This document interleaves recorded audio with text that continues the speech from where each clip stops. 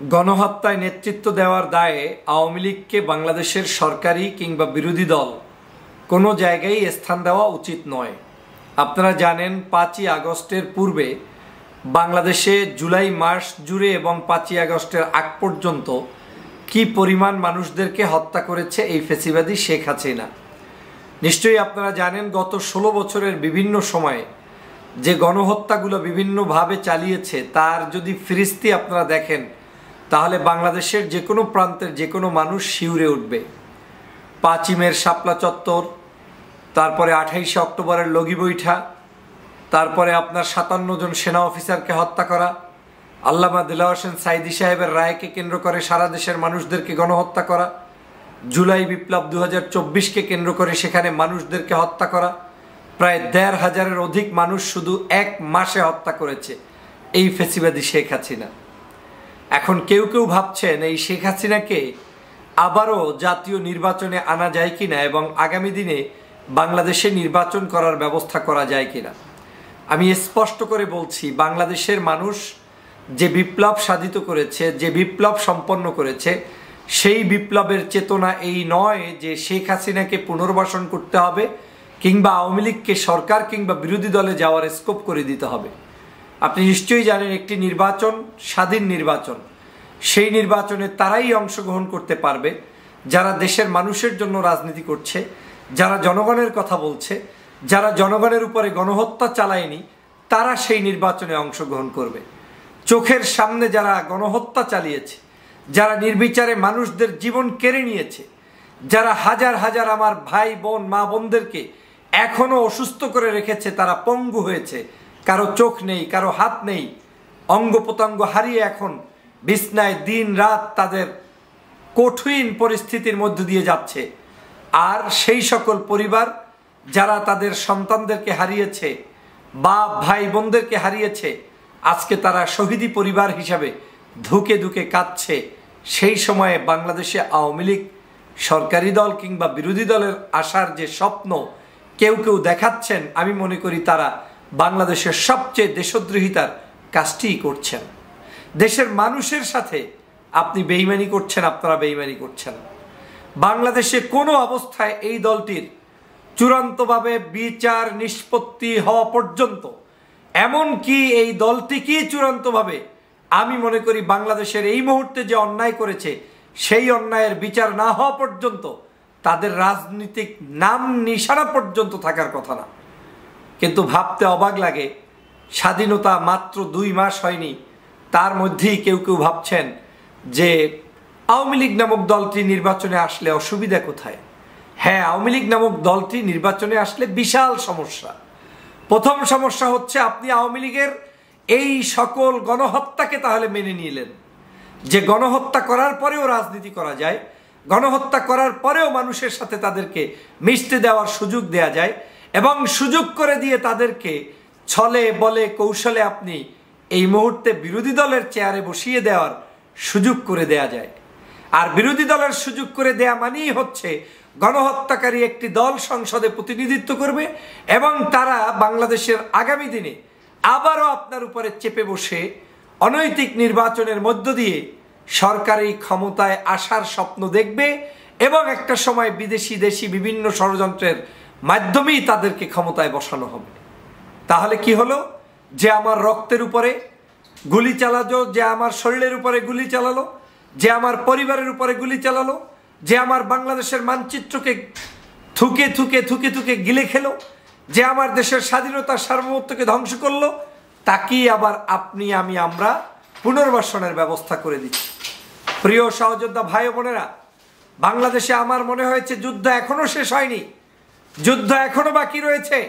কারণ এই আওয়ামী লীগের দোসরদেরকে যতক্ষণ পর্যন্ত দেশ থেকে চূড়ান্তভাবে আপনারা নিষ্পত্তি করতে না পারবেন, তাদেরকে নিস্তব্ধ করতে না পারবেন, ততক্ষণ পর্যন্ত আপনাদের কাছে এই ধরনের আন্দোলন সংগ্রাম চালিয়েই যেতে হবে। বাংলাদেশের আজ কঠিন পরিস্থিতি থেকে যদি সর্বাগ্রে মুক্তি পেতে হয় তাহলে সবার আগে কাজ হচ্ছে আওয়ামী লীগের হাত থেকে বাংলাদেশকে রক্ষা করা।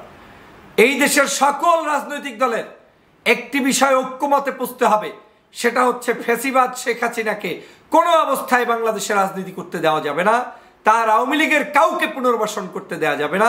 তাদের হাতে বাংলাদেশের মানুষের রক্তকে আর কোনো অবস্থায় খুয়া যেতে দেয়া যাবে না।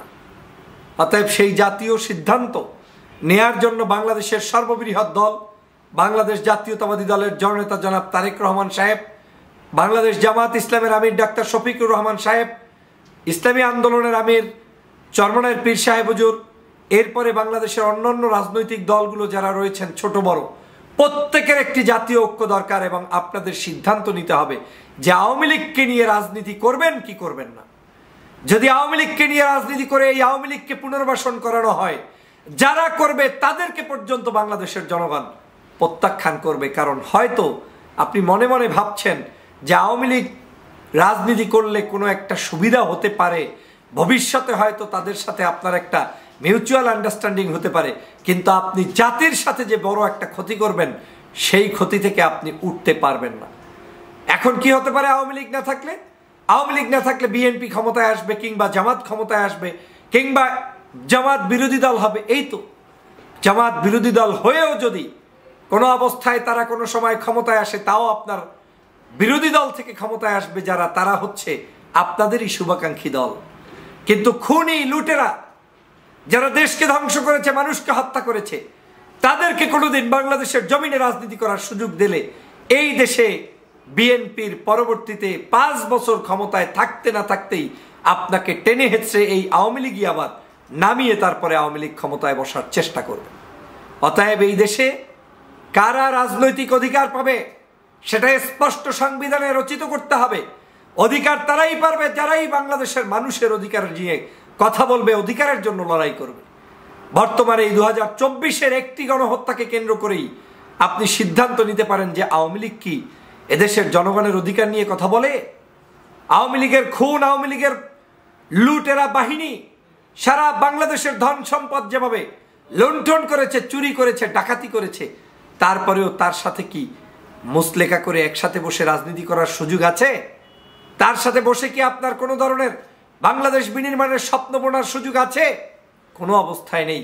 যেই দলের নেত্রী পালিয়ে যেতে বাধ্য হয়েছে, শরমহীন লজ্জাহীন একটি দল এবং দলের নেত্রী শেখ হাসিনা, যিনি আজকের দেশের মানুষের কথা চিন্তা না করে দেশের মানুষের উপরে নির্বিচারে গুলি চালিয়ে তারপরে নিজে আপন বাঁচো এই তরিকা গ্রহণ করে তারপরে এদেশের লক্ষ কোটি জনতাকে খুনের মধ্যে নিমজ্জিত রেখে, গুলির মধ্যে, হত্যা সন্ত্রাসের মধ্যে নিমজ্জিত রেখে তিনি নিজে পালিয়ে গিয়েছেন।